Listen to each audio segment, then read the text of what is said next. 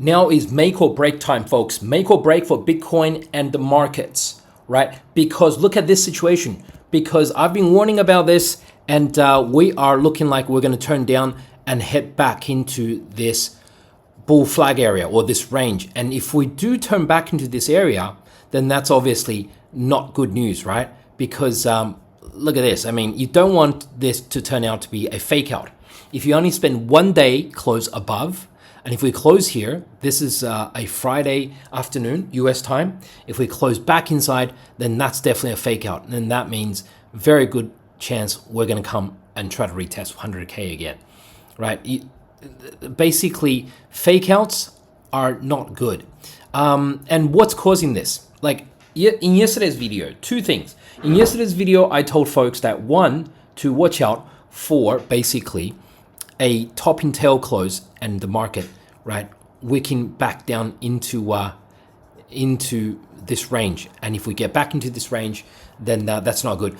But also, there's news coming out, right? News coming out saying that some 14-year-old Bitcoin wallet has moved. They invested $30,000 14 years ago, and now it's worth $8 billion. $8 billion. The guy has moved half of it to sell half of it, I think.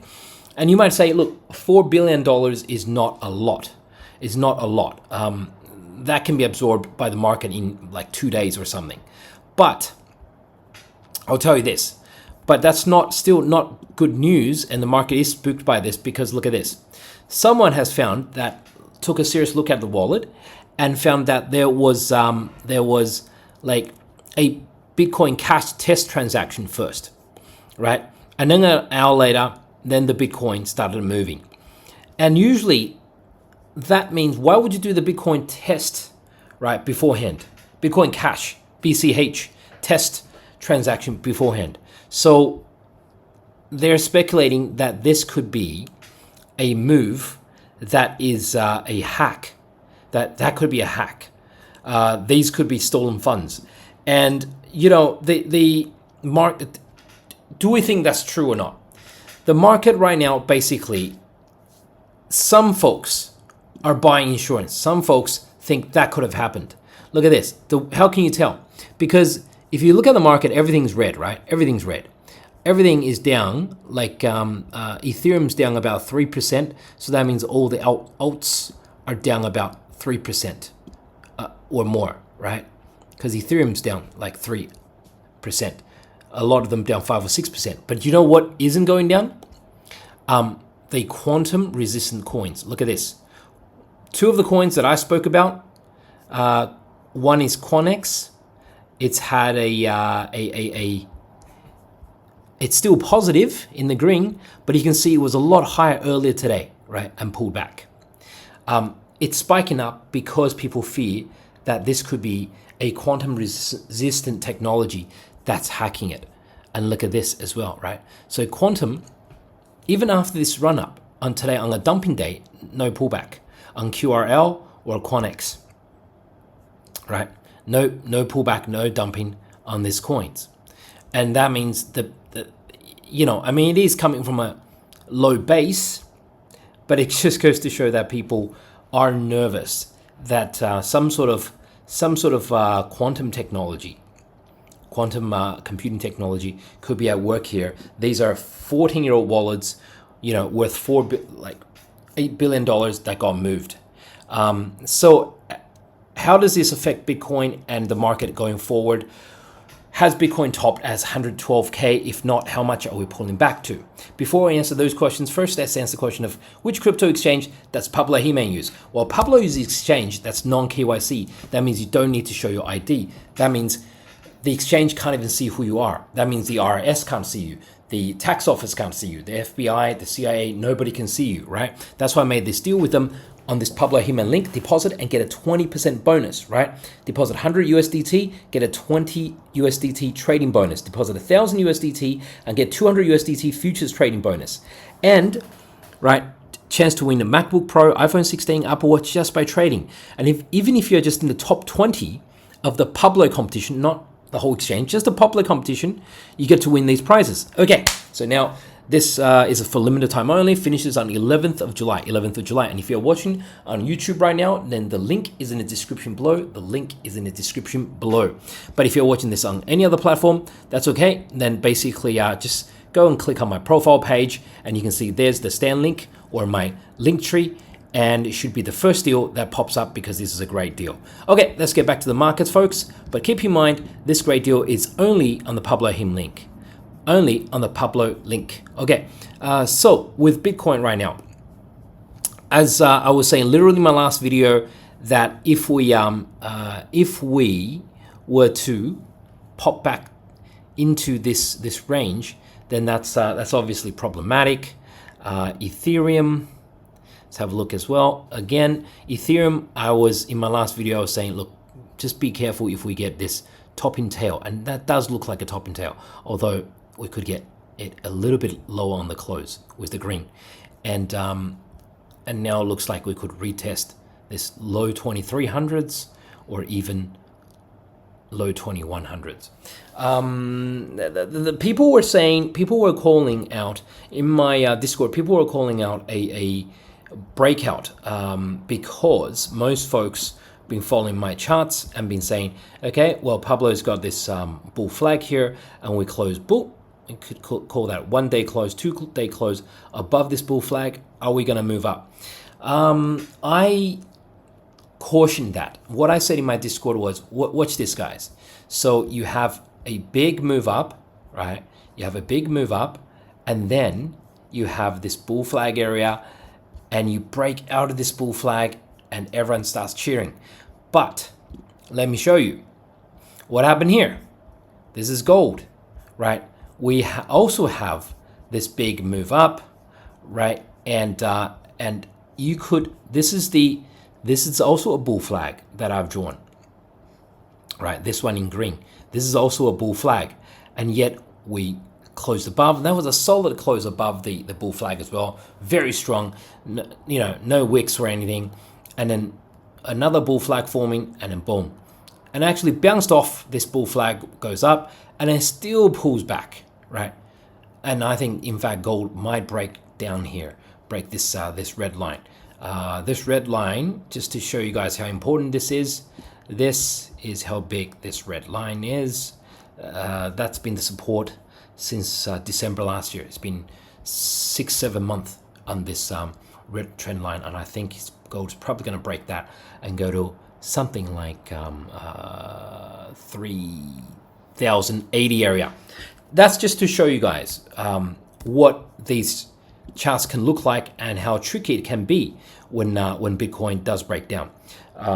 So where do we think Bitcoin's going now? Well, if you've been watching my last 3 videos, all of them have been warning about a Bitcoin pullback and a retest around 100K. The chance of a dip below 100K is still quite possible, I've been saying.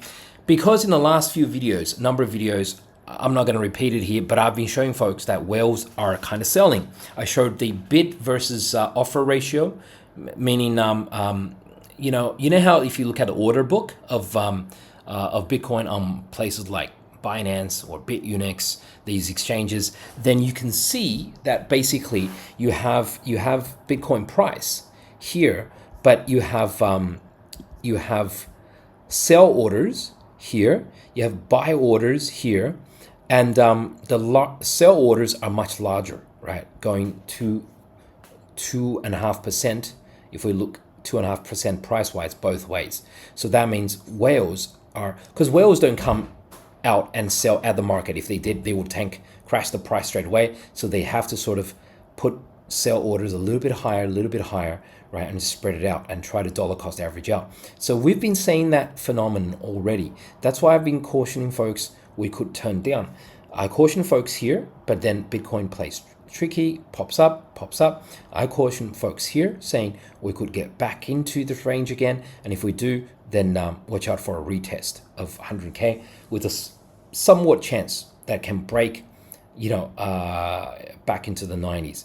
And today, I obviously didn't know this wallet, 14-year-old wallet, would wake up and $8 billion would get moved. I didn't know that was going to happen, but it did happen today. So again, so the market is worried. So far, you have to say for the fact that an $8 billion wallet got moved, Bitcoin has reacted pretty strongly.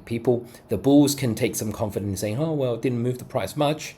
But I would say, yeah, even though it's not much, but once you get back close inside here, this is around 100, say below 108. Once you close below 108, once you start flirting around here, then I would say we might follow the gold pattern, the gold chart that I just showed you guys. We might see a lot more of this going on. Retest 100K possible. Because here's the thing, like if Bitcoin is to break into a new all-time high, let me just show you guys. If Bitcoin wants to break into a new all-time high, it can do so very decisively. See here's last time we had this massive range we were in. We had a breakout. Okay, there was a pullback to fool everyone, and then quickly breaks out, retest, and then up we go. We are, if this scenario was to play out, and if this is a bullish scenario, then we are about here, right? We're about here. You really want to see strong closes above this trend line, and then reject off the trend line, or even no retest at all, and just to see it go. Right now, like we've come to the old high. We've screwed about here. Feels like distribution goes down. We came to the new high, right? That was around 108. Broke it by a little, went down, came up again, went down, came up again.